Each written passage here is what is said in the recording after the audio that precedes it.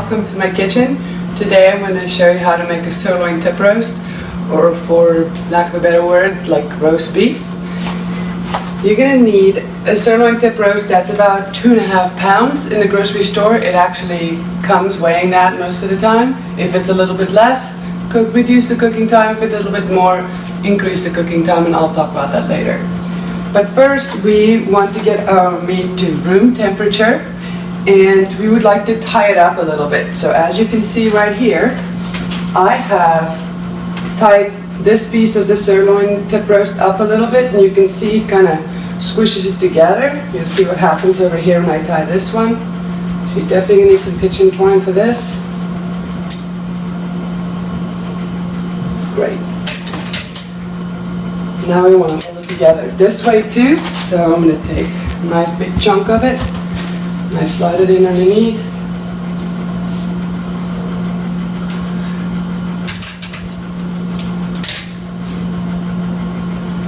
Make it nice and tight.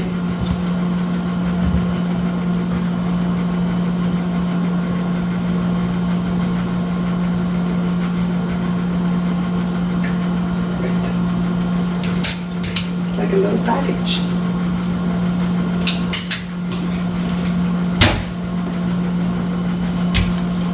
Great. The reason we want to tie this up is so that it cooks evenly. If I'm going to set it to a temperature, I want to cook it to the center at the same rate that this part is cooking it to the center and that part is cooking it to the center. Alright, you want to make sure you dry it off. This is actually pretty nice and dry. Like that. You want it nice and dry so the spices will stick. So let's mix all the spices. You can just put some salt on, that's totally fine. So let's add a little salt. Alright. A little thyme.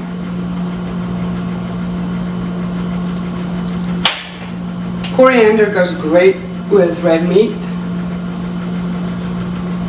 And some pepper. Always add some spices like salt and pepper. I always add at the end again.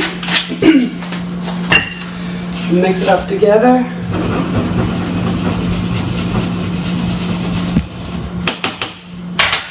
Alright. Start pouring it on and dusting it off.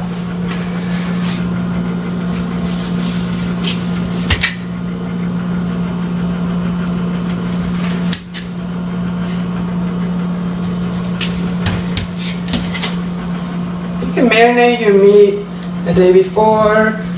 There's many different ways you can really make this, but I don't like to soak my meat in anything that's salty overnight because it draws out all the water out of my meat. So I add the salt just before I actually cook it.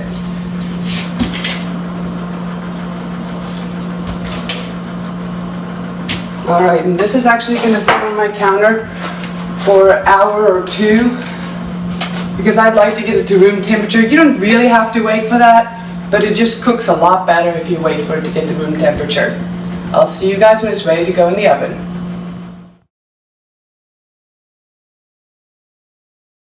Hello, welcome back.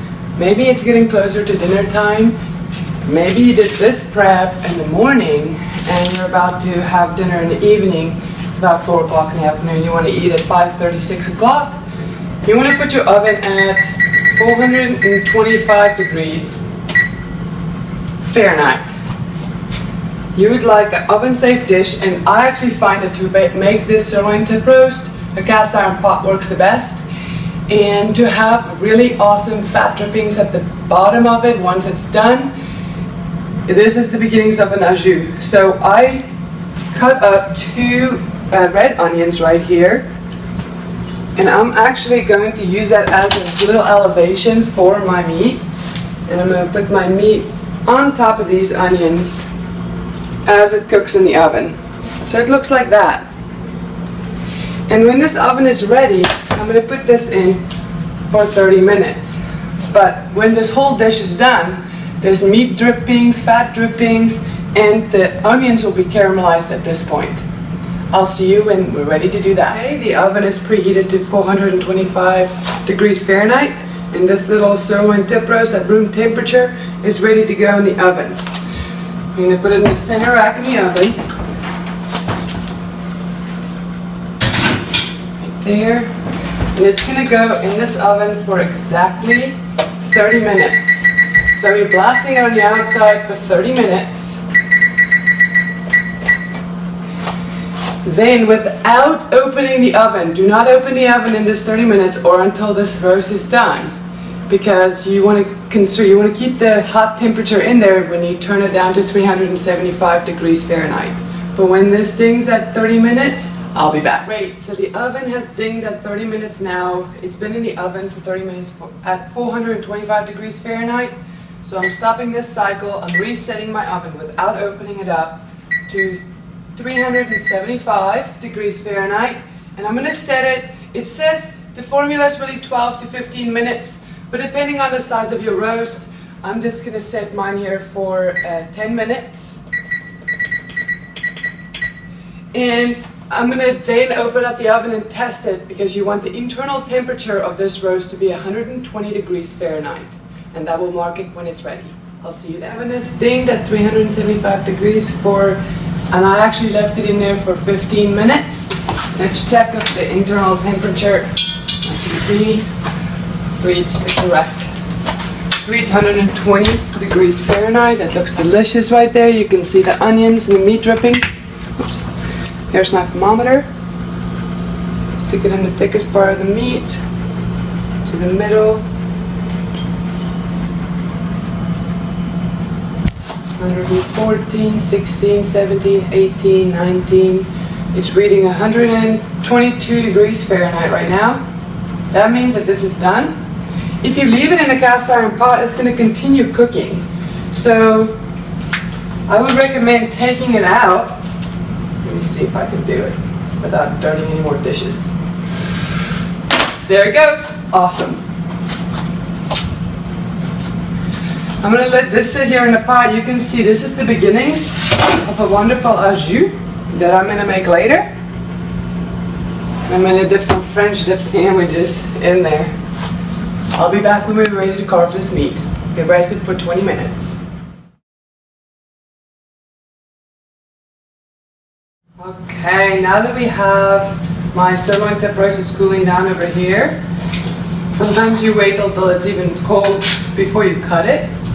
But I got this awesome meat drippings and onions and stuff in here. I'm going to make a really quick au jus from this. It's a dipping sauce to dip a French dip sandwich in. Let's add some salt. Alright.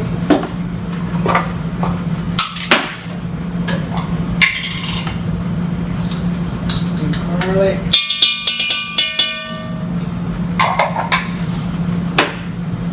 Stone ground mustard.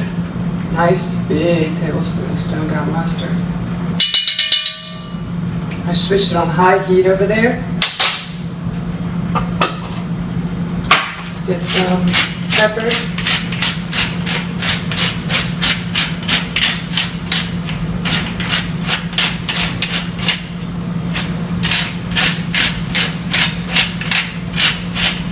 And now for the best ingredient, some wine. You can pour in as much as you want, but I'm actually going to reduce this some, and I'm going to cook all the alcohol out of it. Let's add, it's like half a cup.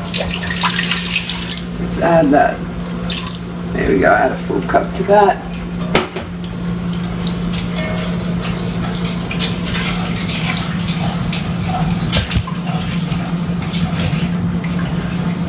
I'm going to let this come to a roaring boil. I'm going to boil it for a good maybe 3 to 5 minutes. Don't boil it for too long. You don't want to reduce it till it's a paste, but you definitely want to reduce it so it's not completely soupy either. And then cook all the alcohol out of it, and then it's ready for use. Your jus is done. This is what it looks like when it's done. There's the onions and the garlic. You can see the red wine in there. Excellent. That's really nice and salty. I'm not going to add any extra salt to this since that is so much saltier than this. Okay, now the carving process. You can use a very sharp butcher knife or an electric knife, but if you look at this, the striations, the strain of the meat runs this way. So when I cut it through here, you can see that if I then cut a very thin slice of that, there we go. This is why you'd want to cut it along that, so that this can break apart that way. So that when you bite into it, it doesn't have this long strand that you have to basically rip off with your head. Since this is a tougher part of the meat, of the cow, it's part of the butt, so it's definitely going to be a little bit harder in that to chew on. So you want to make sure that when you do slice it, you slice it very, very, very, very, very thin like that. I sometimes salivate over those deli slicing machines that they got at the grocery store. When you try to slice this when it's colder, it's a little bit easier. That's why we also want to wait 20 minutes at least to start slicing this.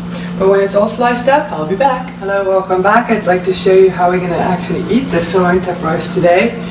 You can serve it up with some vegetables, put some of your au jus over the meat, put little potatoes over there. But for today, I went to the farmer's market this morning and got some sourdough bread, some fresh organic sourdough bread.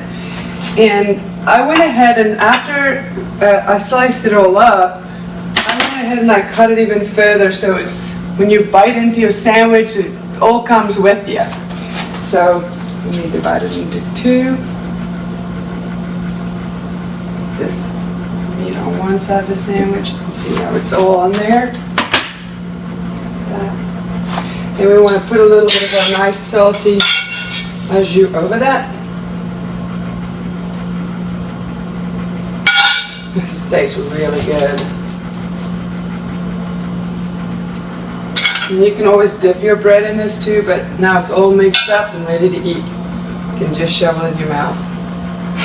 Awesome. Cut that open so you can see what it looks like.